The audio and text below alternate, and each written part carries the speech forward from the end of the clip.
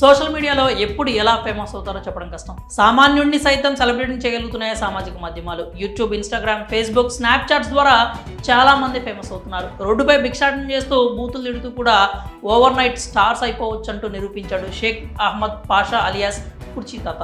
హైదరాబాద్లో కృష్ణకాంత్ పార్క్ వద్ద భిక్షాటన చేసుకుంటూ జీవనం సాగిస్తున్నాడు. అతనికి భార్య, పిల్లలు ఉన్నారు. ఆ కుర్చీ మడతపెట్టి అనే డైలాగ్ ఓ భిక్షాటన చేసే వ్యక్తిని సెలబ్రిటీ హోదాకు తీసుకొచ్చింది. దీంతో షేక్ పాషా కాస్త కుర్చీ తాతగా మారిపోయాడు. అతన్ని మరింత ఫేమస్ చేసేసాయి యూట్యూబ్ ఛానల్స్. దీంతో కుర్చీ తాతకు ఎక్కడలేని పబ్లిసిటీ వచ్చింది. ఇదే డైలాగ్ను మహేష్ బాబు, త్రివిక్రమ్ కాంబోలో వచ్చిన గుంటూరు కారం మూవీలో కూడా వినియోగించారు మ్యూజిక్ డైరెక్టర్ తమన్.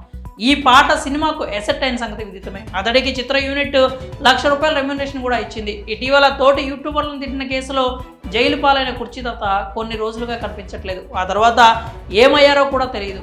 అయితే ఇప్పుడు అందిన సమాచారం ప్రకారం ప్రస్తుతం ఆయనకు ఆరోగ్యం క్షీణించిందని, ఆ కారణంగా కుర్చీ తాతను కుటుంబ సభ్యులు ఆసుపత్రిలో చేర్పించారంటూ తెలుస్తోంది.